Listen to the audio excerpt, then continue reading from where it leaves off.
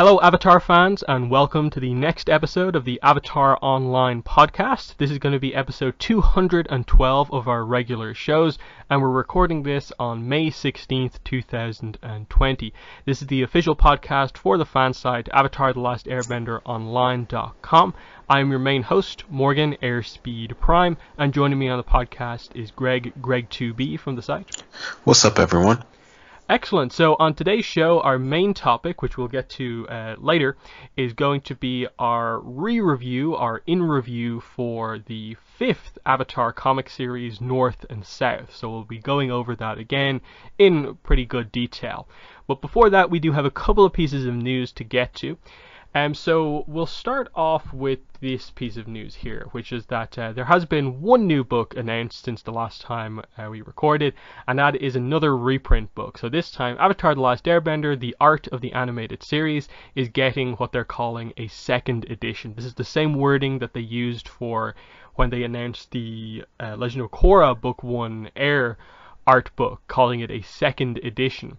But this one is a little bit more interesting because, for one, the first Korra art book was announced a few weeks ago to be coming out, I think, in like February 2021 or January 2021.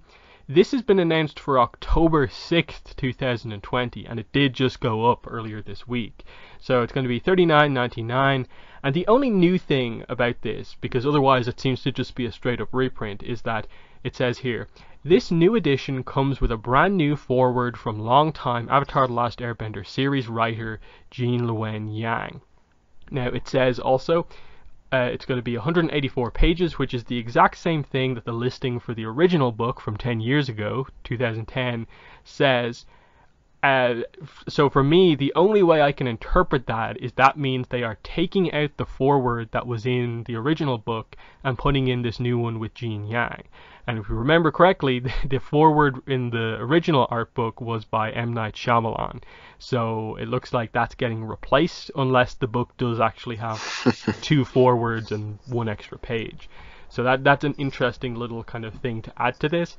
Beyond that, I think it is just going to be a reprint. So, Greg, what are your thoughts on this? That's interesting about changing up the forward. But no, I think it's cool that they're going to reprint the book. It sounds like it. I think for fans, I think it's always cool to have another chance at getting these books, and it sounds like this one might be a cooler one to have than maybe the previous one. Yeah. The only interesting thing about this is that, as far as I'm aware, the first version of this art book has not been difficult to get over the years. There was maybe a time period like a year or two ago when it might have been, but everywhere I looked had it in stock. All the big bookstores, Amazon has so many sellers all selling it for below retail price. So it's an interesting one. I want to know what the foreword by Jean Yang says. So hopefully when preview pages for this comes out, that's actually included in it, because I don't think anyone's really going to be buying this book again just to get the foreword, and that would be kind of crazy. So hopefully preview pages can show that off, or someone can post it when it does come out. But yeah, that's just the only new thing we've got in the last few weeks. We're still waiting on whatever the next Avatar or Korra comic announcement actually is, and it seems like there probably will be more announcements. I'd be shocked that there's this many books packed into October and there's nothing planned for November or December. So there's still, I think, something planned to be coming out. The next, I suppose, kind of final piece of news is all kind of related to, the Kyoshi books, The Rise of Kyoshi and The Shadow of Kyoshi, specifically the audiobooks. I think we sort of ended off the news section on the last podcast by saying that more than likely we'll probably be talking about the audiobook on the next show, but we're not because it was delayed. So there's a whole story to this. It's become a bit of a mess at this point. So initially, when we first heard about the Kyoshi audiobook, the Rise of Kyoshi audiobook, it was announced as coming out May 5th, 2020.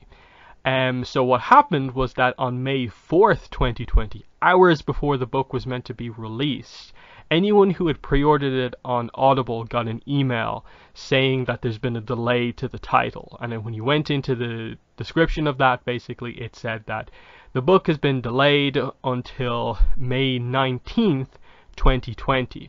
So this was a pretty, crazy thing. Like hours before the book was meant to be out, this happened. Someone who got this emailed Blackstone Publishing, who made the audiobook, asking basically what was up with this. And I'll read what the email is that it says.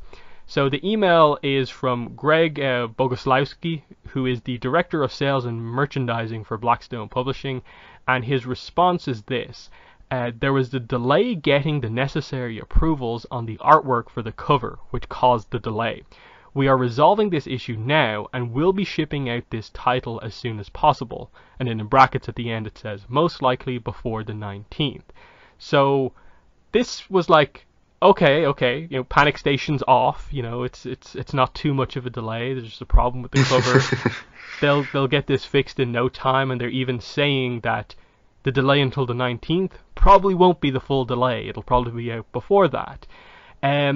Cut to yesterday, May 15th, which I felt was like, okay, if it's going to come out before the 19th, it's going to come out here, because I doubt they're going to do anything over the weekend, and I doubt they'll delay it the day before again. And it got delayed on the Friday this time out. So just going onto the website, and I also got an email about this one as well from Audible saying it's been delayed again. The new release date is now the 21st of July 2020, and this time no statement has come out. I don't know if anyone's even bothered to email them over it, because this is just getting pretty kind of crazy at this point in time. There's still no sign of this cover that seems to have caused all of the issues. We don't know if this secondary delay is because of that. So it's kind of weird. But Greg, what are your thoughts on this audiobook getting 2 delays, and I suppose more specifically what the response from the company was? Yeah, I saw that response that you had originally gotten. That is interesting, considering, I don't know, just sort of like, I don't know, when you think of, I guess, sort of the audiobook and sort of, what would be necessary to produce it, that's not something that you necessarily would think that would stop it, but, it seems to have. But I don't know, it's unfortunate that it's being delayed yet again, because I did, after the first one, I was like, okay, I guess I'll pre-order it, on Audible so I can get the second one, and I did get the email after I saw that you mentioned it. I checked and I saw that I got the email as well about it being delayed. So yeah, I don't know. It's maybe, I guess they really, I don't know, it's probably something really unexpected happened that, this would be the thing that could actually stop it. I wonder if the second delay is something different and has nothing to do with like the artwork or something, like something else just isn't really, ready to be pushed out, or whether like something with the recording, which I would think most of it, it's probably all done at this point, but maybe there's some other sort of error issue that came up with it in, quality control or something. Yeah, because the way I interpret this is that the recording is done. The fact that we had that clip that I played on the last podcast, to me says that, yeah, the whole thing is done. Audiobooks, I don't think, are the type of things that they produce in that way, where like they do one section for a clip, like 2 minutes to put out. Especially when they didn't really promote it. It's sort of like hidden just right there on their website, and that like, you have to really search for that clip to find it where it is. And I don't think anyone would have saw it unless I kind of did the searching and found it. So to me that says that the actual recording is done. And then the other part of this is, of course, like it's the cover is not just putting an image up on the website. The cover has to be printed for the CD release as well. So if they felt at this point that they would have it done before the 19th, I don't think there's any way they didn't already have like the CDs sort of like ready to go and like printed and stuff like that.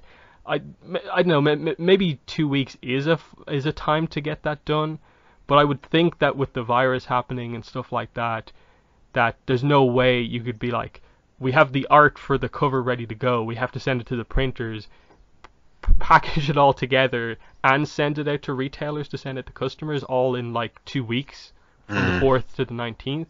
So the only way I can think of this is that it's done, or something has happened since then that's meant it's not done in any way, or they've just decided that marketing wise, let's move this closer to the Shadow of Kyoshi, because this means that the Rise of Kyoshi audiobook comes out on the same day as the book release of the Shadow of Kyoshi.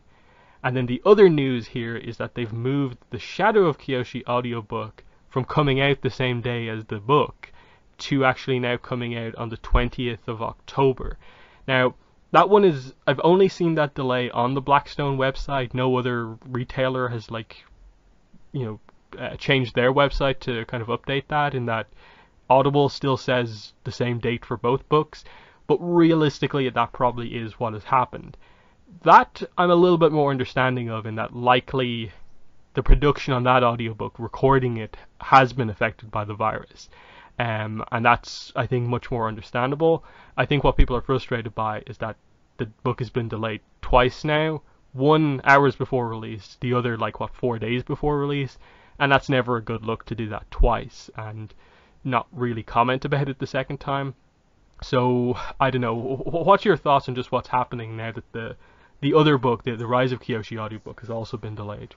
Yeah. I mean, like you said, that makes sense. That would be affect the production of that would actually sort of be affected. I mean, I could see them actually getting started with that, and then everything sort of coming down and pushing everything back. So that, to me, like you said, makes a bit more sense. But I mean, I don't know. I'm wondering if something has happened with sort of the print production of the current one.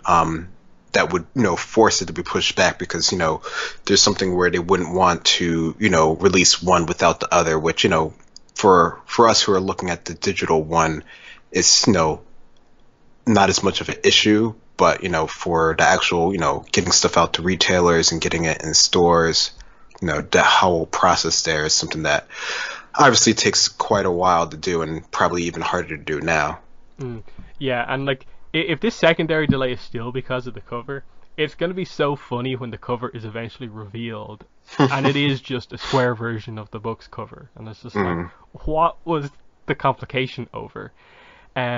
Because it's still going to be that image of Kyoshi's face and the cover, and the only thing that's really going to be different is that they probably have to move where the title stuff is, like The Rise of Kyoshi, Avatar: The Last Airbender is the on design. The cover. Yeah. They probably have Blackstone Publishing somewhere on the image, and that's it. So, I don't know. Maybe it's the other thing. Maybe it's what's on the back that's maybe causing it. But it's weird, and I think people are pretty frustrated after this secondary delay. So, I don't know. They said, obviously, in that first email that, they felt they could get it out before that delay. So maybe there's the same chance here that the 21st is just for sure it'll be out by here, but more than likely it'll be before then. I'm not really sure. It feels like that's very, very sort of suspicious that they've put it on the same date as the Shadow of Kyoshi book. It's the same date as the original date for the Shadow of Kyoshi audiobook and stuff like that. But I don't know. So yeah, I don't know. I was looking forward to it. I sort of held back on rereading The Rise of Kyoshi, the book, because the audiobook was so close. But I still want to wait. I'm still going to get it. I'm not going to cancel my pre-order or anything like that over this. But I hope they can get this fixed whatever has happened. But yeah, that's been all the news that we've had of late. So we're going to switch from there into our main topic for this episode, which is our re-review for North and South, the 5th Avatar comic series. And notably, this is the last trilogy of comics that Gene Yang did. And this is what transitioned us into our sort of current creative team of Faith Aaron Hicks and Peter Wortman. And that's definitely sort of a factor in how the ending of this book goes, and choices of characters and stuff like that. But let's jump in here with this book. I suppose, Greg, overall, before we get into specifics, what are your thoughts on North and South as a comic series? Overall, I think it's okay. It's not my favorite out of all of them or anything like that. But I think from what I can recall of us when we originally talked about it, and from rereading it now, it works, as a story of them sort of coming back home and sort of getting the lay of the land and sort of understanding what's happened before. I think for me, I definitely forgot a good amount of what happened in this story, maybe because it doesn't really translate as much into, the next ones that come back, or sort of there's not enough sort of like initial sort of, I guess, comments into this. I mean, I like the parts where, they link to the other stories that we've recently have reread. Those parts are definitely nice to have in here, but the whole overall, I guess, sort of main arc of the story, I don't know, it was almost like sort of remembering it for like the first time when I went through this series. Yeah, this is a weird one in that I do still enjoy it. It still stands out. I think this is still better than, say, like Imbalance. I think it's better than Turf Wars. But I think it is weaker than the previous 4 comics we've reviewed. So it's in that weird spot of, it's like Jin Yang and Girihuru kind of end on the weakest book, unfortunately. But it's still good. But like you say, I remember this book mainly because of Katara's arc. How strong Coda is written. I remember Melina. I do remember like Gilak as a character, but what I don't remember, and I had to kind of re-remember reading it here again, was how sort of messy in a way the plot gets, and how it doesn't immediately spring to mind what the exact details of the plot of this book are, because the whole book isn't just Katara and Sokka's return to the South reaction. It's their return, it's about change, it's about the North having an impact on the South, it's about protests in the South towards that, it's about the oil refinery, but they end without really fully committing to anything, so it's still left up in the air, and it ends on this note of like the entire book was about this, but we resolve it by just sort of subtle changes in characters of like, okay, things are changing, I'm still not sure how I feel, and that's it. And so I think this is probably the most difficult book to sort of explain to someone and give a good representation of what is North and South about, without just presenting what is only like a factor of the book, being like the Katara arc and so on. I still think a lot of the character dynamics are well written and stuff like that, but I think especially towards the end, it gets a little messy, because I think you have way more characters than you actually need. Like, Toph, they connect why she's there, but I don't think she plays enough of a role, really. The same for Zuko for the most part, and in many ways Aang as well, even though I like seeing him here. Like, you almost feel like this book should have been like just Water Tribe, and maybe right at the end one of those characters comes in instead of bringing nearly all of them in. And I think that's my thing with this book, of just I was shocked reading it again how lacking in kind of resolution a lot of stuff is. And it's not in the same way as like Smoke and Shadow, where that was clearly a setup for an arc still to come. I'm not even sure if when we return to the South, we're going to return to any of these plots necessarily, because it felt like it was just, okay, the South is now linked in with the rest of the world because of this agreement with Zuko and King Kwai. The whole issue with this book of like Gilak and his supporters, I don't think we're going to come back to it. At least that's my interpretation of it, because of how dismissive kind of characters like Sokka were towards that in this book. But we'll get into that as we go through it. It's still, as I said, an enjoyable book. So, Greg, why don't you start us off? What is your first talking point about this book? Sure. I guess I'll start from the beginning of this and just sort of our initial sort of return to, the Southern Water Tribe, just sort of, getting that feel. I think I do remember sort of talking about that before, just seeing the contrast of the city versus what it used to be, how, Sokka and Katara, they're, describing their way home and how they're just comparing it to sort of what it used to be. And, just I was watching some of the, the original episodes just because they're up there now on Netflix for us. And, it's always interesting just to see that point of how it used to be to how it, it is in this book specifically. I think that's probably like the coolest part for me of this whole book, is just seeing, how much has evolved and progressed over time, which of course is some of the crux of the issues of this book, which I think are probably, really good points for them to actually bring up in the story. So I definitely think that that's one of the stronger, I guess just general topics that they have throughout the whole book, because I think that's a really good through line that they keep in mind. Yeah, this is the thing they keep consistent across all three parts. This plot and how it's very Katara focused of just them dealing with the change since they've been gone for so long, not just because of the series, but also they haven't been back in all the comic series either. This is the first time back in a while, and them having to adapt to the change. That they left this place that was just a couple of huts, and you see from Katara's like dream at the start, she expects it to be better. Like she expects to come back and see these fancier kind of igloos that be a little bit more built up, but still be very much the same place that she expects. And the complete contrast to they're told that it's now like a city. It's not a village. It's a city now, and they walk into this place that does honestly look like a copy of the Northern Water Tribe as we saw it.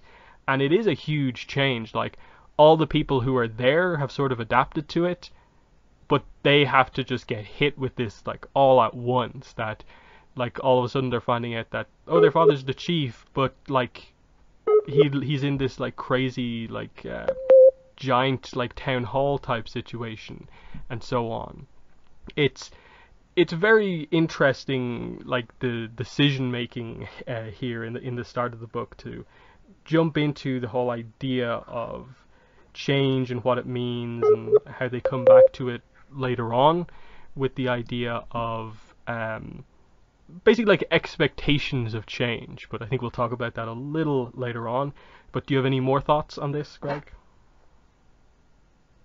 No, there's more points that I can bring up later on, but I don't know. I just thought it was really cool to see their reactions to it and just to see how they're trying to push it forward, and how, some characters take that sort of, I guess, the negative way, and some take it sort of the more positive way. Like, Sokka's generally always on sort of the idea of, progress and pushing things forward, just from his perspective of, progressing as sort of like a person and getting better, and just sort of, he's always about sort of like the technology versus Katara's, she seems more hesitant to it. So I thought that was just a good back and forth that they had.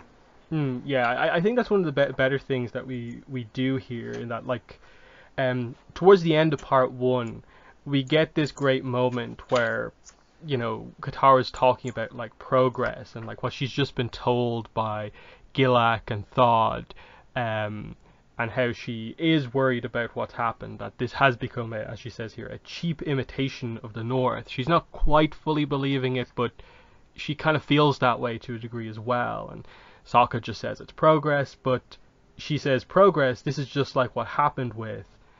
And Katara cuts back to basically remembering how Aang felt in the Rift when they went to the Earth and Fire Refinery, a place that Aang knew as being this sacred location for the air nomads, but has been taken over.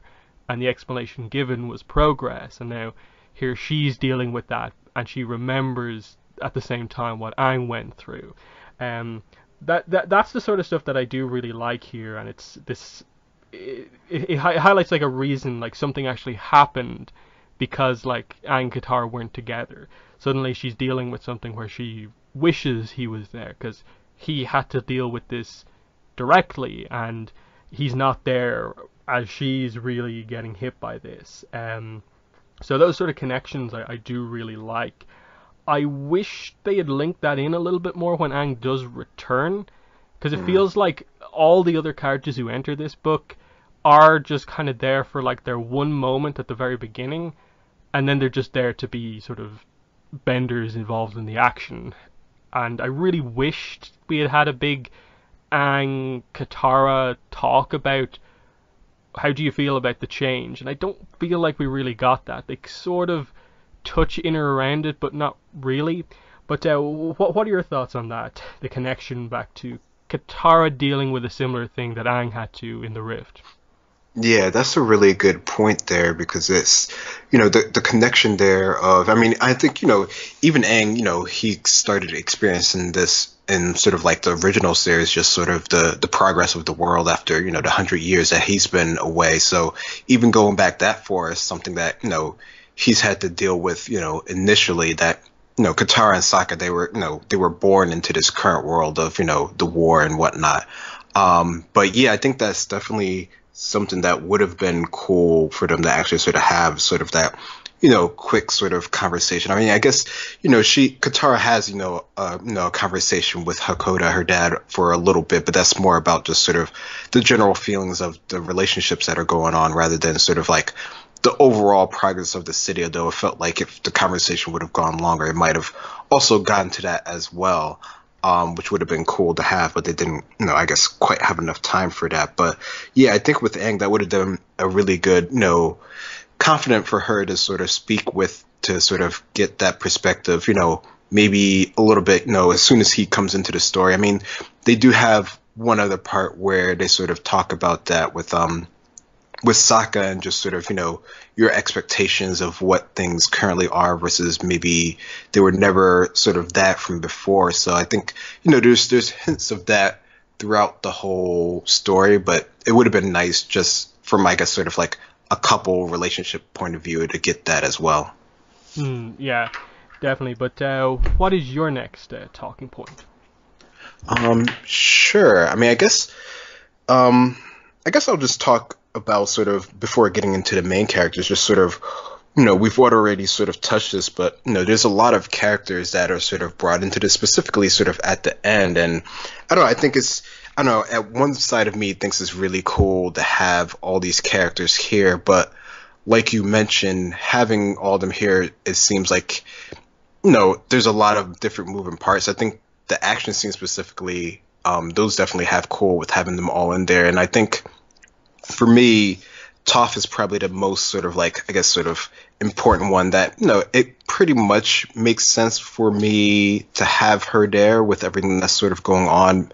I don't know, it was interesting to see her students there. I think that part was probably the most abrupt for me, to just see that they're there all of a sudden. Yeah, I suppose it's that transition between part 2 and part 3 that's kind of confusing Yeah. with Toph, because in part 2 she directly like says to Katara that like, if I'd known that this was their plan, to initially like treat the South as like a colony, I wouldn't ever have agreed to help them. And this is still on the table. And then we just transition into part 3, and Toph and her crew are there guarding the oil refinery, still a part of it, still business deal type thing. And it's kind of like, okay, Toph is the representative or the executive or whatever way you want to call it, but like, she has her views on things, but she never really presents them. It's a weird position that they place her in. Like, I appreciate the connection, and it makes sense because we're dealing with this idea of the nations all working together, and the first, multi-nation business, Earth and Fire Refinery. So of course, bringing the water tribes into that, they'd want to be involved with that organization as well. That makes complete sense with the idea that ultimately the main takeaway here is that the South wants to build a bigger harbor so they can have more of a connection to the rest of the world, and they talk about like establishing embassies and so on. But they don't, I think, do enough with Toph. That, like, yes, she's here, her students are here, but they are mainly there for the action. Zuko, I think, similarly is kind of like, I understand the value of having that meeting between those three world leaders, but like, why is Chief Arnook not there? Given that like the North is kind of involved in this, and I think that that's probably my biggest problem with the book overall, is that it's called North and South, but it's more like like Melina, Malik, and South, because the Northern perspective is never really, like, I think, presented all that much, especially because like the backstory of those two characters is that they primarily have lived in Ba Sing Se, I believe they mentioned at one point, and so they're more used to sort of city living rather than like tribe living full stop, not really just the north-south dynamic. And it's little things like that of, I think it's kind of like using the wrong characters in the wrong places almost, and that like Zuko arrives but Suki's not there, and it feels like, wait, Suki's Zuko's bodyguard and he's going to a foreign nation that they know is sort of angry at him, and that Zuko arrives and knows that this was about to happen, so why isn't she there? Suki and Sokka are in a relationship, why isn't she there either? And yeah, like, Zuko basically is just there to help save Quay. I think you could have accomplished a lot of the same things just by having, like, messenger hawks or letters or something like that from Zuko and Quay to Hakoda, or something like that, because you don't really accomplish all that much with them. Zuko agrees to the idea immediately because the Fire Nation needs to repair relationships. Quay, I believe he ends up turning around again a little bit, but it's pretty much just to avoid, like, coming across like the Northerners, basically, of just like, you guys aren't really civilized at this point, so he has to agree to it regardless. And I don't think that's enough of an arc to justify the characters being there. We know the reason why they're all there is because Gene Yang wanted to write like all of the characters for his last book. That's why the last page of part 3 is the way it is. It's a group meeting with like all the key characters except for Suki for some weird reason. I really don't know why she's not there. I know Aang at some point in part 2 mentions that, like, I'm glad the Kyoshi warriors are there to help things, but like, if Zuko can come, why can't Suki come? It's weird, kind of weird. I don't hate that these characters are included here. It's just, I do think it does get in the way of a lot of the other points going on in the book. In part 3 especially, I don't feel like Melina gets enough screen time. I don't think Sokka in like the entire series, despite being a Water Tribe character, despite it being his return home as well, gets in any way enough focus. Yet we have Toph, Aang, and Zuko all here, and Quay getting screen time. It's just a little packed towards the end. But what are your thoughts? I think the idea of it being packed is definitely well sort of founded. I think for Zuko, I could see him, just having to have, sort of agreements with, just the better part of the world in general that would help.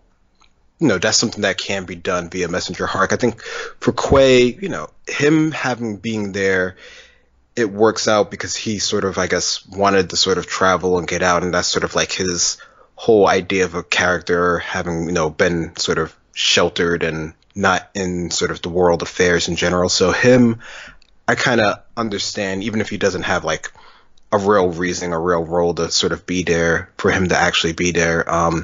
Him, he gets to experience things. I think he actually has like a very sort of like a mini arc. So him, maybe, it's enough for him to be there. I mean, the idea, I think every time we talk about this, we always talk about where's Suki and, these sort of things. So that's sort of just like a known thing at this part that's just sort of, odd or whatever. I mean, I'm sure there's some way they could have explained her not being there if they really sort of wanted to. So yeah, I definitely get the idea of it being sort of 2-pack at the end.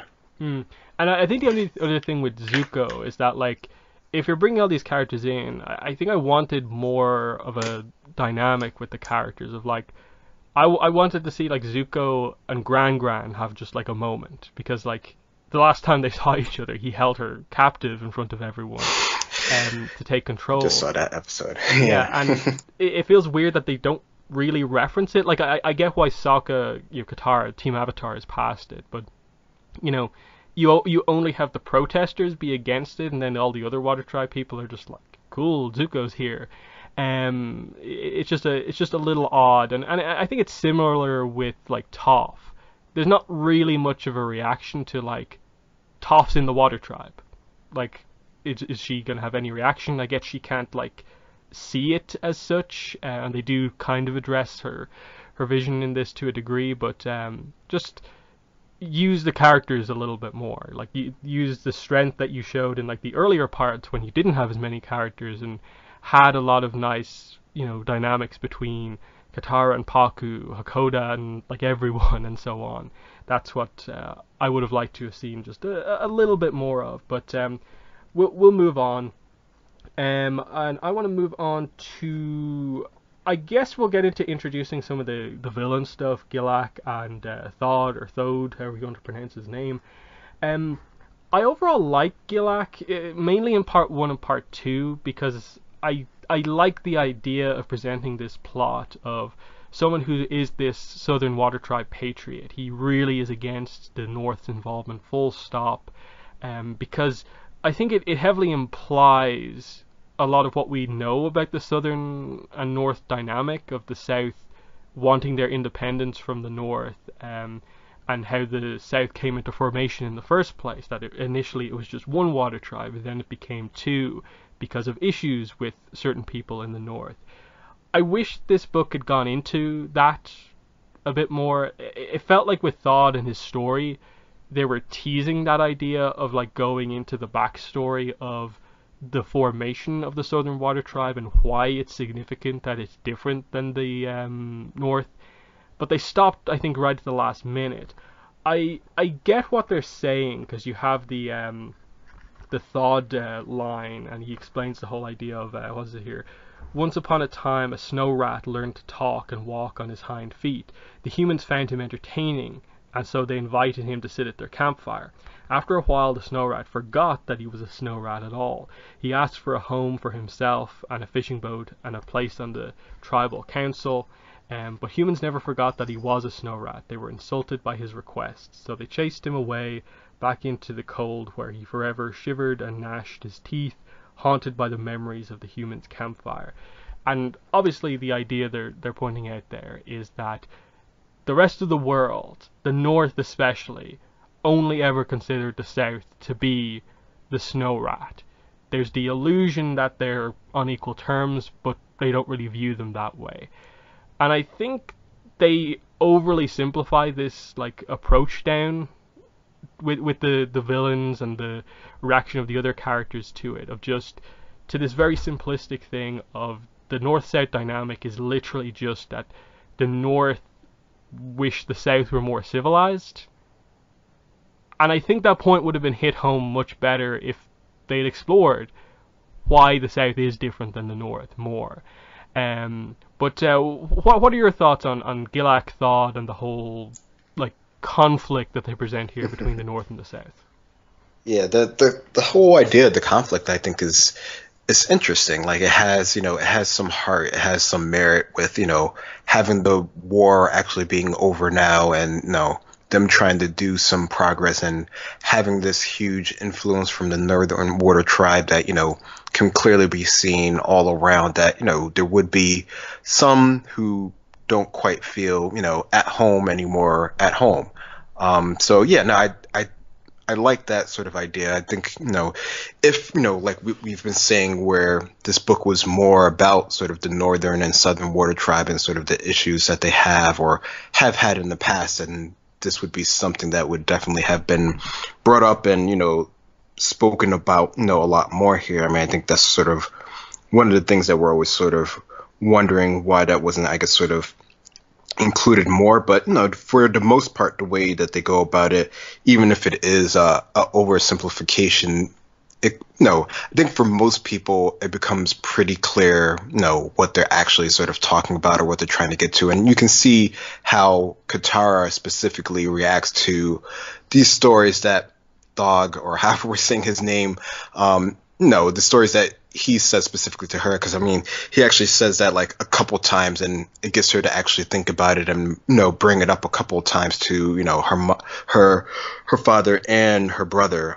So I think that's definitely an interesting part of how they do this. I mean, I think in the third book, of course, it sort of goes, I guess, sort of towards the sort of extremist way of doing things, and that's when it sort of maybe falls apart a little bit. I don't know.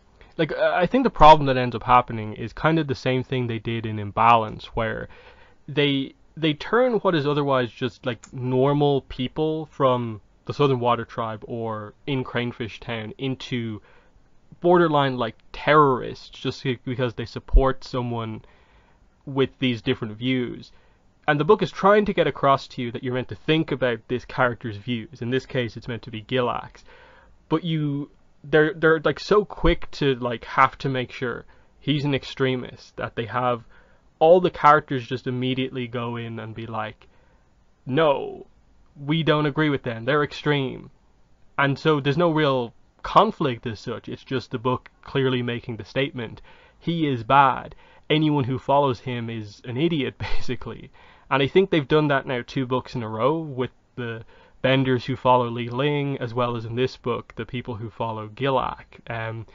Yet, like we just talked about, there is an interesting idea here with the idea of the Southern Patriots and wanting the South to be the way it was.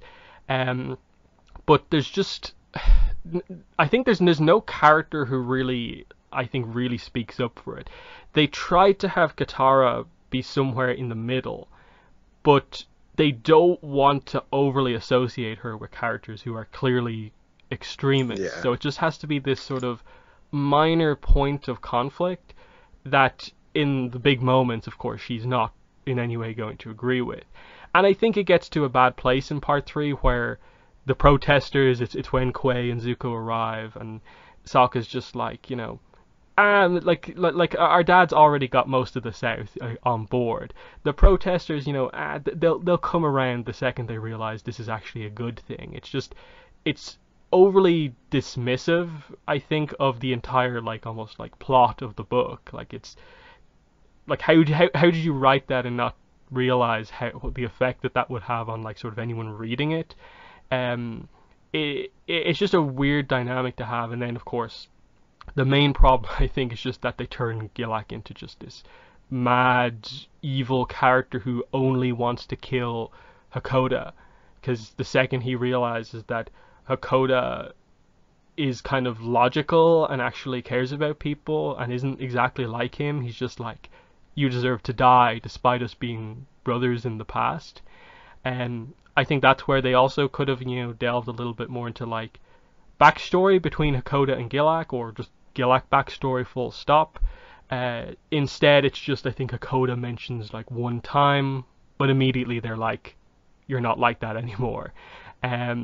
So I suppose, what are your thoughts on how they approach, the character in part 3? The thing that informs all of this is of course he interrupts the big announcement about the oil refinery in part 2. And from here on out, he's revealed himself basically as this villain, but his speech gets a good amount of the South on his side, and then turns some of the South against him. What are your thoughts on the way they go with him in part 3? I know it's odd. I mean, because he's this patriot, or patriot sort of rebellious sort of renegade type character that you can see the points that he sort of has. It seems like he has some basis for his his ideals, and he has even before he went sort of, I guess, sort of more towards the deep end, in parts 1 and 2, where you see sort of the community aspect of what he's sort of doing, having Thog tell sort of the stories of the tribe. It seems, pretty, it's still there's still an outlier society, but, there's a reason behind it, and they're not, I guess at that point they're not sort of doing anything overly aggressive. But when they sort of take it to the next level, without having, enough, maybe provocation for sort of what he's doing. I mean, it seems like he's going, I don't know, seems like he's just sort of zeroing in on a specific target, which is why it seems like it doesn't have, as much, as much sort of backing behind it. There's nothing, he's not going to win in the end. There's no real sort of outcome that makes it sort of successful. There's still going to be sort of an issue overall that's still there to be had. And even when sort of Melina and Malik sort of, well, Melina specifically, mentions that, they'll just leave and everything, he won't let it go. So he holds on to it too much. It's too much of it, I guess, sort of at the end there. Yeah, it's a weird one, and I think it does come back around to the fact that the North in this book is presented as basically just being Melina and Malik, and while you have issues with some of the stuff that they say, because you're on Katara's side, so when she mentions and sort of puts her foot in her mouth basically and says these things that sort of imply she kind of views the South as being savages, you side with Katara on that, and you side with Gilak on that side of things. But like with Gilak, it almost feels like if you just read his side of the story, you'd assume that the North have done basically kind of what Unalaq does in Book 2 of Korra, and like he's taken over the South. And while that's happening to a degree in terms of just like the North are helping to rebuild the South, it's not nothing that really I think warrants that level of like I'm going to kill the leader because he's taking the place in the wrong direction. Yeah. So it's just a lack of nuance, I think, and we saw this in Imbalance as well. Them not, I think, exploring the dynamics enough. Like I said, the thing that really upsets me the most is probably just the dismissal of the protesters. And even though in Katara's speech towards the end, at her mother's grave, she says, things are still changing here. I haven't yet convinced Dad and Melina not to build the oil refinery, and the protesters haven't gone away. And I'm kind of like, but that was the plot of the book. Like, why in the last scene, basically, of this book are you saying that we're still conflicted over the plot of this book, when this doesn't obviously feel like the most like heavy setup for something else? I assume we'll come back to this eventually, but I don't know how eager a lot of fans are like jumping at the prospect of having a big discussion about an oil refinery in the South and protesters in the South. And it's a similar type of situation with regards to like returning to stuff in Imbalance. It's overly political. It's not the sort of, I think, interesting Avatar politics stuff that like we dealt with in like The Promise and The Rift. So it's weird with what they do, because I do, like you say, I think there's a lot of potential with what they're doing.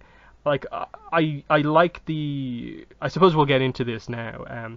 The middle point of the book, when Gilak with the drill obviously drills in, interrupts the meeting, and we find out, and I think it's one of the most interesting parts of the book, that Melina was basically planning to announce something very different than what she had discussed with her brother, that behind the scenes there was this conflict developing, that Melina they presented as being kind of similar to her brother. She views the place as like not being civilized, but actually she's grown to appreciate how different the South is through being in a relationship with Hakoda, and actually wants to alter the plan so that the South are more in control of their own resources and the North are just sort of guiding them from being sort of more experienced with this sort of thing, rather than Malik's plan, which was like, we're in control, you you simpletons don't know how to control oil, sort of thing. And he really kind of makes himself look terrible in front of the South. That I thought was a good character moment of like just like her screaming at her brother to just like stop talking, like this is not how I feel. But what were your thoughts on that big sort of central point in the middle of part 2? Yeah, no, I think that was probably one of the more sort of interesting parts, where you finally sort of get the idea of what, was in the briefcase that was stolen, sort of like their original plans, especially like later on when you find out that sort of Hakoda didn't know about this, but, through, the relationship and everything, these plans were actually sort of changed. I think that was, it's another one of those parts of this series where there's a strong, highlight coming out that seems like it has something that's pushing, I guess, sort of the core of the story forward. But then it seems like, right after that, things happen and it sort of gets pushed back a step as far as just sort of the progress of everything. And I think with the idea that this isn't something that is really resolved by the end of this series, and is it a point that will ever come back? We don't know, just sort of hampers the whole idea from really seeing as much success as it really could. Because I think it's almost this interesting thing where, like, I think Gilak almost would have accomplished more by just saying what he said and leaving, rather than, like, trying to kidnap, Hakoda or the Earth King and stuff like that. What he does just, I think, goes completely against what he wants, and that's obviously what they wanted to do because he was an extremist, but it takes away like the intrigue, I think, for me. because like it's an interesting topic, and I liked what they were willing to do with Melina and Malik as brother and sister, of like have one Hmm. sort of be really get caught up in the sort of different approach of the South, and the other not really like it at all. And I kind of want to come back to them because we're going to come back to Melina at some point, because I assume that she and Hakoda are going to get married again, and are going to get married, so Malik will have to come back into the story, and he'll hopefully get some sort of a redemption and can be used as another one of these maybe big players in making Republic City what it is, from more from the Water Tribe perspective, with like the Hmm. setup already there in the comics for like the cabbage merchant and technology, Earth and Fire refinery, all the elements are kind of there. It feels like they're getting to that point, and especially with Malik, when they also had him go down a kind of like almost Satoru path of like, this also will help non-benders, be on the same level as benders, because with the oil we can power the machines that can allow us to do the same sort of thing. So there's a lot of connections to everything else going on here, and these characters, I think Melina and Malik, were actually very well done. But I suppose getting into that, like just general discussion on those two characters. What were your thoughts on them in this book as new characters? Yeah, I think as new characters, they were overall pretty interesting. I mean, whenever we get new characters that are pretty pivotal to the story, either for that series or possibly later on down the line, they seem to be done pretty well. Yeah, and I think Melina being in a relationship with Hakoda, and assuming getting married later on, that seems like something that's going to, I guess, just sort of benefit, or hopefully benefit the South overall. So I think, yeah, they definitely seem interesting. I think Malachi, he sort of seemed almost to go too far down the end, but it seemed, his initial appearance of seeing him, it seems like he definitely has, some positive traits where he's trying to help, more for the good. I think for me, he goes a little bit too far down the end when, he's doing the whole speech and everything, and speaking about sort of like how they're going to control the oil and stuff like that. I think that, that seems like that's a bit much, as opposed to comparing to like sort of Satoru as far as our other sort of newer character that has a more pivotal role. But overall, I think they did a pretty good job of bringing these two new characters, adult characters who already have their own sort of character traits sort of established, as just sort of showing them, exploring them to us as the viewer. I think that was done pretty well. Yeah. I agree. Like I do really like them. Like is the case with a lot of these books, where like I'm kind of like, yeah, I actually like to return to this character, like in balance. Like I want to see what's next for Rue and stuff like that. I want to know what's next for Melina and Malik as we go forward. Even if maybe some of the plots directly about them aren't the most interesting things, the things I want to most come back to. Um, but yeah, I think the only real thing that maybe goes against them is that they have to be used within this book as being like they represent the North, despite not really representing the North. And this is why, again, I think we needed Chief Arnook, or someone who directly, was directly from the North down here to present that point of view. Because like I said, it's kind of like it's a cool bit of backstory that like these are two characters who actually spent most of their time in the Earth Kingdom and Bossing Say. But it does sort of take away a little bit from the whole North versus South type dynamic. It explains why they, I suppose, are more sort of like building contractors, and that's their sort of like career type stuff, and organizing the rebuilding. But it doesn't thematically link in as well as it perhaps could or should. But what is your next talking point about the book? Yeah, I mean, I guess, what do I want to talk, what do I have on my list here? I guess one quick note that I had on here, and it's just with two other, I guess, sort of, little characters, two other waterbenders that we found out, but I just thought it was interesting that we do have two other characters from, I guess, sort of a more inner, Southern Water Tribe village, Siki and Suna, I guess that's how you say it. But just, the idea of having them as, young Southern waterbenders that we didn't previously know about and how they affect the story. Yeah, I do really like these the inclusion of these two, because like it's world building. It's nice to know that yes, the little village that we saw that Sokka and Katara are from isn't the entirety of the tribe.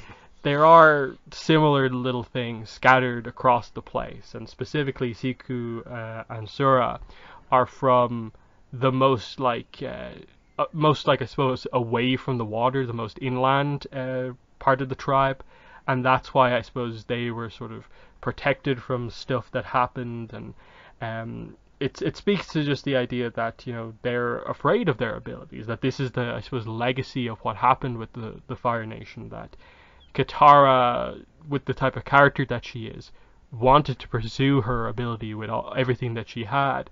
But here's the other perspective of people being like, if I show my ability, what if word gets out to the other nations that I'm a waterbender? An attack is going to come back on the tribe if that happens. And even though we're in a post-war situation here, they've been like that for, I suppose, most of their life, like fearing that if they ever showed their waterbending, if they showed their waterbending to the wrong person, it could end up really, really bad, and it needing to be this thing of like, it's okay to display your abilities, and here is now Katara getting to sort of pass on her abilities to other waterbenders, and kind of like the airbenders and what they do in Korra, this highlights that southern waterbending isn't just going to be a thing through Katara and later Kaya. This is there are other waterbenders that are alive, and it makes sense. You don't need to make this as extreme as what happened to the airbenders, and so it fits doing this here. And I like the point that they sort of in general make here of having like Paku from the north who trained Katara who by traveling the world basically knows a little bit of like every waterbending form, and now she is training new southern waterbenders, that she's both keeping the tradition alive but also sort of enhanced by experiencing the rest of the world. And it links into what I think has kind of been the overall theme of like all of the comics, in that it is a good thing that the nations are coming together to sort of help each other in this time period. So it's significant that Paku, Katara, and Aang can all act as waterbending teachers for people in the south. So not the most like focused on characters, in that there's only like a handful of pages across all three books for these characters, but I like the role that they play of just Katara telling the story of her mother to these two, and just that your mom was right to protect you, but we have to keep this tradition going, and she gives them confidence to use their abilities going forward. But what were your thoughts on their use in this book? Yeah, no, I think that usage of having them be sort of the proxy for Southern water, style bending, which I think would be cool in itself if we ever sort of, I mean, we know of like, I guess, sort of one other character from the original series that was able to survive, being captured and everything, and having, her waterbending, and having, I guess, being more of a mature character, so knowing the actual Southern waterbending style. But it sort of, I don't know, it makes me sort of wonder what sort of like the style difference, just sort of ability wise or just sort of skill wise versus sort of the Northern water style, which is sort of what I would assume Paku would more train as, unless he knows the Southern water style for whatever reason. So I don't know. I just thought that was interesting in general. But yeah, using them as characters, as vehicle for this sort of purpose, I think is definitely really cool. It's just cool to see, just to know that there is sort of a bigger Southern world than what we were sort of led to believe before. Because from, if you were to never read the comics or, sort of do this research on your own, you would really think that tribe really is sort of the only one there, which, I mean, could be as extreme as sort of like what happened to the airbenders. But even there, we know that, some did sort of get out. It just happened to be that they were more pursued after the fact rather than sort of the Southern waterbending, as far as we know, at least. Mm-hmm. The next talking point I want to bring up is Coda in the book. I think he stands out, in addition to Katara, as being like the best part of this Hmm. book. Kind of like how well done May was in Smoke and Shadow. I think Hakoda gets that treatment here of that more minor character who we only saw in a handful of episodes, getting to be more of the spotlight character here. And it makes complete sense. Like, you had such confidence in him, of course, being the one to lead the South going forward. Obviously, just the Southern Water Tribe, like, assisting, I suppose, the Earth Kingdom in the war, being like the leader basically before Sokka took over in the invasion. Here is someone who is respected by people of all of the nations just already, um, and seeing him, willing to take on advice from the North, from Melina, get into a relationship with her, and incorporate elements of both what the South needs as well as what the kind of North kind of wants to bring in. I think he's just a good example of a character who can be that kind of powerful warrior, but also is an intelligent leader. That this is the character we're sort of hoping to see Sokka morph into gradually. And that's maybe one of the weaknesses of the comics, is that, like, we haven't really seen that so much with Sokka in the comics. We saw it at times in the show, but we haven't really seen it so far. So I think with Hakoda, probably the only weakness in this book is that they didn't write in any sort of an arc between Hakoda and Sokka. I love what they do with Hakoda and Katara here. I think the scene that they have that transitions into Aang's arrival is, for me, the best scene in the entire book. I just really like it. It's this kind of mature moment of just him showing that he's a good parent, kind of acknowledging her feelings, how he feels, and just respecting her that she's kind of old enough now to sort of talk about it in this way. And I think it works really, really well. Um, and it's a nice scene. Like, I'll just read some of it out here. This is where Katara accuses Melina of, like, being nefarious, and he just says, "Katara, I assure you, Melina is a lot of things, but nefarious isn't one of them. Even if you don't trust her, you have to trust me, okay? I wouldn't have fallen in love with her otherwise. Melina still has a lot to learn about our way of life, but deep down inside, she has a good heart." And Katara says, "But maybe that's the problem, Dad. No offense, but what if you're being blinded by your feelings?" And he says, "You know what it's like to be in love, right? You're old enough now that we can talk about these things." And she's like, "Yeah. So you know about that right kind of love, the kind that's real, that sacrifices, the kind of love that doesn't blind you. It actually helps you see." And at that point, Aang arrives in. Katara just runs right over to Aang. They have their happy moment, and in reflection, Katara is now able to see Melina in a different way and give her a chance and open up to her. And of course, shortly after this, like, it's kind of betrayed again, and it's a similar sort of dynamic to, like, Katara and Zuko, of, like, when she gives someone a chance and she feels that they goes against that, she doubles down on really disliking them, and it takes something big to make her open up again. So I like seeing that dynamic kind of come back here. But I suppose, Greg, what were your thoughts on Hakoda in this series?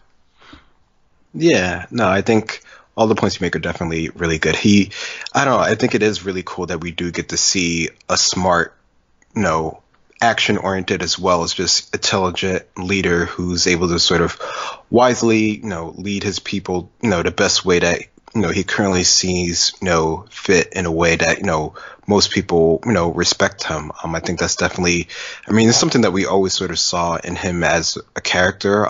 But, the comics give us a bit more time here to actually see that in action and to see his dynamics with sort of the tribe in general. I think that's really cool to see here, and just, see him, sort of lead by example, and see, just sort of that relationship and how that would translate into, sort of some of our younger characters as well. And yeah, I think, like you said, the only sort of downside is him not having as much with Sokka. But I guess, if you're comparing this in general, Sokka and Hakoda, they had more things to do with each other during, I guess, sort of the original series. So there's that whole dynamic that was already sort of in play to begin with. Mm-hmm.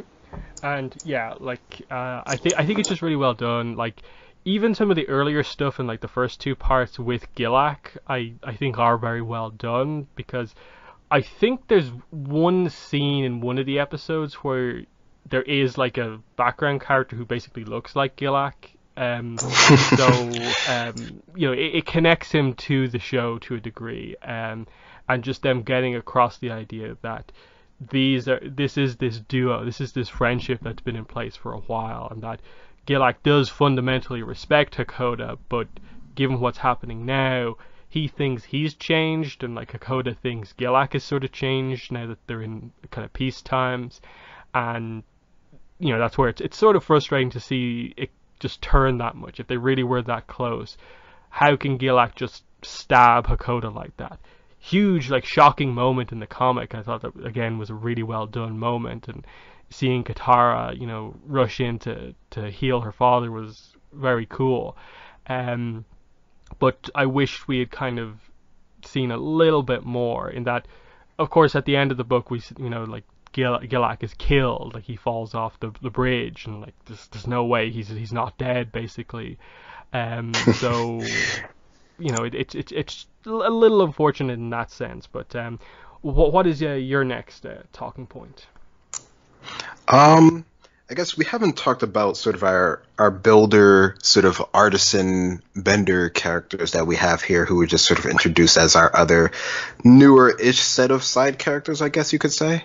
Yeah, they're not particularly important in the grand scheme of things, but they're a good way to open it up, of just like getting across the idea that there is actually sort of like, the North representatives here are actually like a building contractor company basically, and these are the three who are doing most of the building. This explains why the tribe has been able to grow just as much as it has in the last like year and a half, 2 years that the comics have taken place over.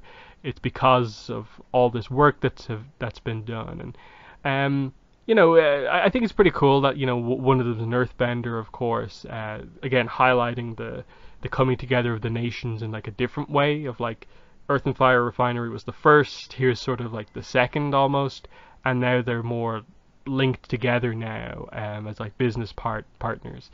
They're used pretty much consistently throughout the rest of it, but as they say, they are benders who are not combat focused, and are more builders, which is something I wish we had seen a little bit more of over the course of even the series. Just that idea of benders who specialize in using their abilities in very, very specific ways, to the point where they don't really know how to fight as well, and I like that with these guys. You get little bits of that with the fire tamer guy and the deserter. Was pretty cool in that there's a lot of firebenders who are kind of like, I don't think even some of our most skilled firebenders would be able to do what that guy's doing, but he wouldn't be able to do what they're doing, like that sort of dynamic. But anything else you want to add about them? Yeah, no, I think that idea is probably the most interesting of them in general. Just the fact that they are so sort of specialized, and even Melina, she's pretty specialized. They make note of that a couple times. I think that she's definitely not sort of the best waterbender. Like I think throughout the whole book they make it pretty clear that Katara is probably the best waterbender there is right now. Just period. But these other benders who aren't action oriented, as we sort of have generally come to associate with sort of most bending, just because the whole series was about defeating the Fire Nation and the war and all that stuff. So of course most of everything's going to be sort of action battle oriented, but the fact that there are these other characters, and we do see it, I guess a little bit later on, just used in more general ways, but just the fact that they can be really sort of hyper focused on these specific skill sets, just like in our real world, just how not everyone's into sort of more general sort of fighting. They can do specific things with their abilities. I think that probably would have been cool if we saw more of that, just overall, if that could have been fit in there. I suppose my next point is just about sort of Sokka in general and his use within the series. I think reading it again, I was very surprised to see just how sort of not really focused on he is in this book, to the point where about the best that they tried to do with him is that like Melina finds him funny initially, and it's just like, okay, you come with us, you're innovative, like help us like figure some of this stuff out, and he's sort of like brought on board as sort of like, you know, a consultant or something like that. We don't really see him do much beyond that, and otherwise he is just like this book's version of like, you know, Toph from the Rift, where he supports progress, the future, and this will help non-benders going forward. Kind of the same role they play with him in Imbalance. And it's just a little bit like the same every time, I think, with Sokka in most of these books. He has some great moments just because he's such a character. He does have some of the more funny moments, but I also wish he had a little bit more. That this book stands out for Katara and her arc, but Sokka doesn't really get anything that comes close to that at all. Like we said, he doesn't really get any particularly notable scene with his father. He doesn't really interact with Melina even in the same way that Katara does, given that they're sort of setting her up as like she's probably going to be, I suppose, their you know, their new mother, I suppose, effectively shortly. I feel they could have done more with that. So it's just that constant thing of like, I want to see a comic actually have an arc for Sokka. I thought this was an opportunity to showcase him more in a leadership role and highlight that at some point he becomes the Southern Water Tribe representative on the Republic City Council. What's the reasoning behind that? That at some point he becomes the chief of the South. I still don't think we're there yet with him, and that's why sooner rather than later I want to see him have more of a leadership arc. I want to see an arc focus on him where like he gets the space sword back. I think him getting that sword back would kind of force in a way all the writers to have to treat him a little bit more seriously. Right now it still feels like it's very comedy Sokka most of the time we're dealing with things. I think that the best stuff we have with him here are the few times he has like a little bit more of a serious moment with Katara, of, I think like we talked about earlier on, the suggestion of like, you know, maybe like what we thought it was going to be never actually existed, and he has actually a very good perspective on that, of kind of pointing out that we've only ever experienced our tribe at war. Even Gran has only ever experienced the tribe as it is during war. With the war over, like, we don't have any idea about what the place is going to become. I think that was a very good line. I don't know if it's quite enough to, like, you know, make him stand out in this whole comic series. But what are your thoughts on Sokka's use in North and South? Yeah, no, there, you know, he definitely has some highlight moments, and like you mentioned, that one I think was probably the best sort of, I guess, sort of more subtle moment where he's really sort of, you know, speaking on sort of, I guess, a larger perspective of the world or of the Southern Water Tribe in relation to everything else that's sort of going on. But no, there definitely could have been more of that. I think, I don't know, the idea of having him in sort of more of a leadership role at this point in time, it doesn't seem like we're quite there yet as his character in general. At least none of the stories have really brought us to that point, I think.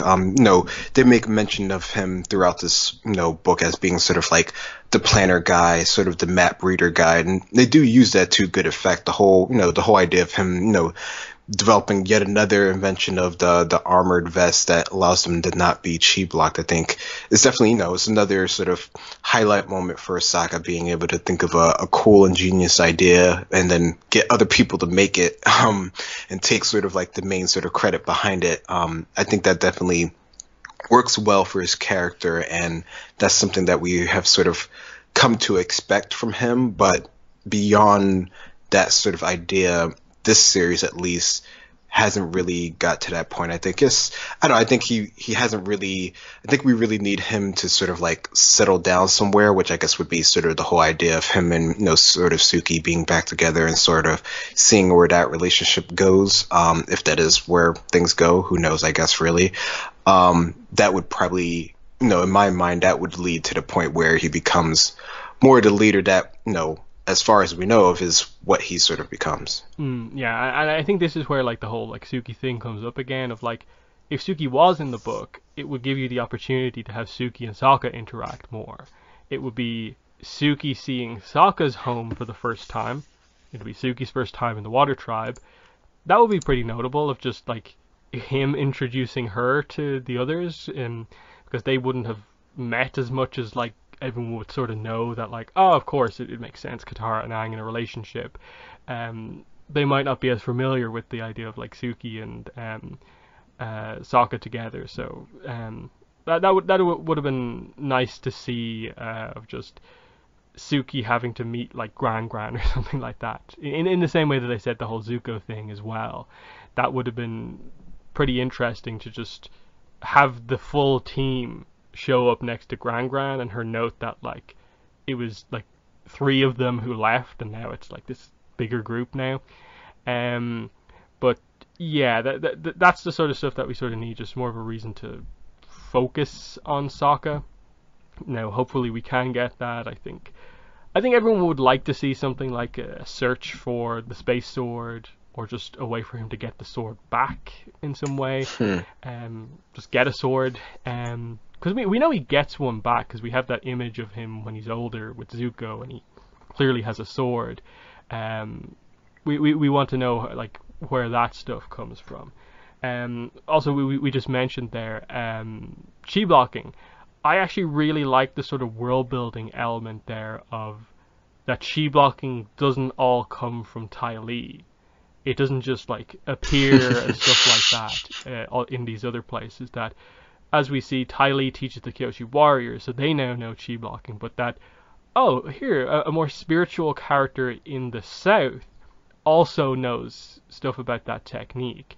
That's I think a cool little bit of world building that they have here, of just that this older guy that Katara's never met before, that this technique that she's kind of had incidents with in the past, he actually knows it as well, and she's sort of shocked to be hit by it by him. I like that there are like, they kind of established that it's not just one person, it's not just one group, that this ability is present in other nations as well. I think that actually worked really well, and helps to sort of explain a little bit more of like, this is how chi blocking can be a little bit more prevalent in Korra with the equalists and so on. But what were your thoughts on seeing chi blocking again from a completely different kind of path in the show? Yeah, no, that was definitely cool to see that sort of implemented, and sort of, I don't know, I mean, I guess him, the character dog, sort of having, I guess, sort of the knowledge of that, I guess it makes sense. I guess, the whole idea of, I guess, sort of chi in the Avatar world, it's not something that is so sort of, I guess, hidden or anything like that, that it would be, unimaginable that other people would know about it or understand sort of like the principles behind it. So someone who has, I guess that sort of like wisdom or learnedness, could potentially be sort of exposed to it and then teach, other people after that. So that's definitely a cool inclusion to have, for sure. Mm-hmm. One of the last talking points I have is, I suppose, just the actual scene of Katara at her mother's grave. I thought this was a good thing to have to sort of bookmark the series, in that we started off with Katara dreaming about her mother, and we eventually got to that point of, as they sort of get to here, of that, it's, as she says here, when Sokka and I finally came back, I was hoping to find a home where everything is how it's supposed to be. But I realize now that just isn't possible, because a home where everything is how it's supposed to be is a home with you still in it, Mom. I think just those 2 lines, and the speech continues after this, like that's, I think, very, very well written, of like that completely, in just a really small sentence, explains exactly how Katara felt throughout this whole thing, of she wanted it to be this way, but it's not, because her mom is gone. And it's a good explanation of that idea of she expected things to be just advanced from the way they were in the past, but that isn't how it works, and she has to deal with how it's going to be going forward. And she has that talk about connecting her mother's courage to like save her with the courage she felt when she faced Azula, like when she was with Aang in the catacombs, Zhao killing the moon spirit. They're nice references, and like it being this kind of almost like retroactively like explaining this other aspect of her character, of like Katara gets her own bravery from the bravery shown by her mother. It's kind of never quite been presented in that way, so it's nice to connect it in that way here. But yeah, it's just it's pretty cool. I maybe wish right towards the end we had like a final scene with Melina and Katara. It feels like the book ends with something left a little bit still out in the open between those two, and that they felt that just Katara saving Melina in the final action sequence was sort of enough to potentially resolve things between the two of them, with the idea being that she sees Melina willing to sacrifice herself to save Coda, and that's what proves to Katara that Melina's care for her father is real. That works. I just would like to actually have a conversation between the two of them. But what were your thoughts on how they did the ending here, the sort of notes they ended on for Katara? No, I think that was a great way to end it for sure. Just her, reflecting on the events that have happened, on her feelings with them, and just sort of the future going forward. I think that works pretty well as, just a closing, with the starting being about her, and then, to add the other two young waterbending girls into it as well, as far as just sort of the future and the progress and the hopefulness that can come out of, everything that has happened so far. I think was definitely a very nice way to end it. Mm-hmm. And then I suppose just it's more speculation in a way, but what are your thoughts on what they will or maybe won't do when they come back to the South? Like, what way do you see them going with actually making a decision on the oil refinery? Do they commit to it? Do they take it away? Do they make it maybe smaller so it's not as like harmful to the South? Because I think the fact that Katara notes that she still wants to convince them to stop it says that like there probably is a little bit more to this. And I believe from the core scenes that we have, like it doesn't obviously come across like it does have an oil producing like factory or anything. So what's your take on where they may go with those plot points? Yeah, that's definitely a good point there. I mean, I would, if she's really so set against it, and she's obviously in a position where she can speak to the people directly about her feelings on it, that I would suspect that, I mean, it probably would get scaled down to some degree. I mean, it seems like if they have the whole idea of the port and the harbor and connecting themselves to the world at large, which from what we've seen during Korra's time, if we're considering those things linking together, that it seems like they definitely work towards that sort of idea of being able to be more connected with the world, at least in the 70 or whatever amount of years between the 2 points here. So I'm thinking that they probably did go with it, but just on either a different scale, or they could have found like some other sort of alternative source or something like that. That's something that I could see actually sort of being out. But no, I don't know. It doesn't seem to me like progress would halt just on sort of this sort of idea alone. Like I could see, maybe Katara coming to some conclusion that this might actually work out for their favor. I guess it really depends on just sort of the story at large and how things sort of play out.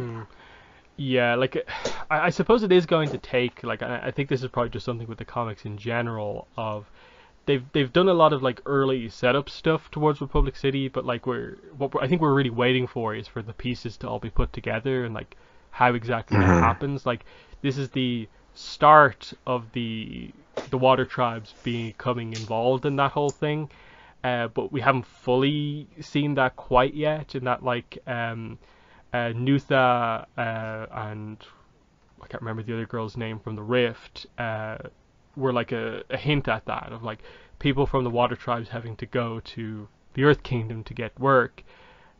I think a similar thing is going to happen here of like, okay, the South is now going to be connected, but what are the other nations connecting to? Like what is the reason that other people would want to go to the South? And in a way, like if you take away the oil resources, like what exactly is it? Just to visit? Is it tourism? So I think it probably will be one of those things where maybe they don't commit to as big of an oil drilling or whatever organization, and it's more of a small thing that doesn't like pollute or take over the whole place. So they're still making use of their resources. They're just doing it more, on more small scale, and it's just meant to be like the South in control of their own thing, not expanding too much. And I think that still feels like the way that the South are even in all the way into Korra. It still feels like they're kind of true to their roots while still being more connected to the other nations. At least that's kind of my take on it, that they don't really become exactly like the North, hence why Unalaq taking over is such a big deal for them. But yeah, do you have any other final points about North and South? Nope. Mm-hmm.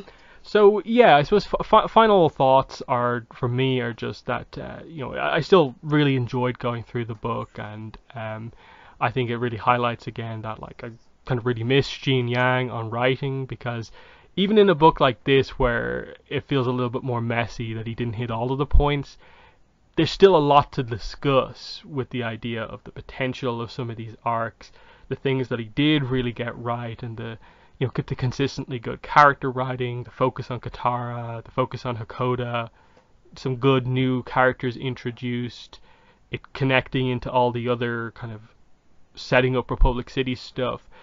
That all is good. I think the only thing that really lets it down is that they get very confused with Gilak and what the whole issue really is with the North, and how big of a deal they're making about the people who supported Gilak or not. It felt like they almost gave themselves too much to do, but they didn't really have too much to do with that stuff at the same time. If I feel like they maybe should have removed a few elements and just focused the story in more towards the end, and it would have, I think, hit home a lot better on more counts rather than just getting like one or two of the plot threads really well done and the rest of them being more messy. But still, like it's very enjoyable. I think this accomplishes a lot more than the next Avatar comic in Balance does, because it has multiple plot threads. I think Imbalance is an example of a book where they only focus on one thing and they don't quite get the one thing right, so it feels a bit very, very all over the place. But what are your final thoughts on North and South? Yeah, no, overall, I definitely recommend it for people to read, just for the idea of just coming back to the Southern Water Tribe. I think that alone, with just the conflicts that are happening and getting, more stories with Katara and Sokka, even if it's not quite as much as we would like, makes it worth the read. Mm-hmm. Yeah, like that's the main thing I'd always say is that, yeah, all these comics are definitely worth reading. You'll get something from them, even if this is maybe on the weaker end of things. But yeah, it was interesting to go back through all 5 of like Gene Yang's run. I think, given that like it's been like even 3 years since this one came out, so it's been a while since we had one of these very, very strong comics from like our first like proper writer on the comics. Like it really highlights that I'd love to see him come back and do some stuff. I think he really does stand out as like knowing Avatar really well. He was always willing to do something kind of different and kind of in a way big with the characters, take the risks, all the way back to The Promise and so on. That he didn't just write the characters as the characters and sort of was like, great, like I know how to write comedy saga. He was willing to kind of push the boundaries a little bit and like actually add to their characters and have them go through growth in this way or that way, as well as I think really getting the spirits. I think he's probably, for me, like one of, if not the best writers of like the spirits, in terms of like feeling like he he really got the idea of spirits in Avatar and the dynamic that they have so well. And it's to the point where, like, you know, if we need to get a different sort of team on board to keep the like comics going while Mike and Brian are working on the Netflix show, like, okay, they have seen Tim Hedrick on board, but I'd really like to see Gene Yang maybe be kind of incorporated into that as more of a like key creative person with Avatar, since I felt like he really got the universe so well. But what are your thoughts on just, I suppose, Gene Yang as a writer? Yeah, no, I don't think anyone who's, you know, read any of these comics would have any issues with him if he wanted to returning to, you know, this world and writing more characters for it. I think he definitely, you know, added a bit to the universe that feels coherent and, you know, builds out things from what we already know, as well as adding stuff that we haven't quite experienced as well, since we don't have any, you know, these are the reference points that we have for these characters at these ages. And I think the biggest thing is that, like, he wrote the Zuko's mom story. The biggest question everyone had at the end of the series. He took that on, wrote it, and from everything we know about the production on that book, he added lots of extra things into that story from the sort of outline that Mike and Brian had for it. That, like, obviously a lot of the, I suppose, the Ursa connection stuff back into like where it would take place in like Zuko alone and stuff like that, all was probably pre-planned out. But like all the spirit stuff and a lot of the details of how they did it was him. That they say that in like the library edition, that like Gene came up with a lot of the ideas himself, and the fact that that book is so well regarded, even among people who don't read the other comics but who have read The Search, I think most people are very happy with the Search as the story for what happened to Zuko's mom, and that's probably the best credit you can give him, of like, he took on a story where if you got it wrong it would have been disastrous, but he did it. I think that's always something to praise him for, and that's just what I kind of want to see from like the new creative team, is just for them to do something a little bit more on the risky side, which is not at all what the Katara and the Pirate Silver book looks to be, but we'll see what other stuff is to be announced. So yeah, that's our review for North and South.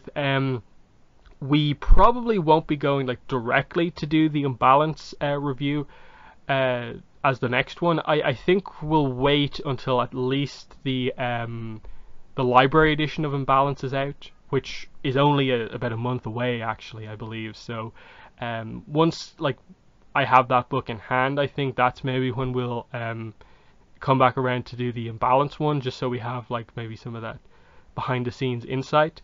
So if we do get around to doing a podcast before then, it'll probably be Turf Wars that we do as the kind of next in review one, which I suppose is sort of fitting since it's kind of on people's minds again after they did that reading, Janet Varney and Seychelles Gabrielle. So that could be fun to go back to. But yeah, that's probably the next podcast that you'll see from us, is reviewing Turf Wars again.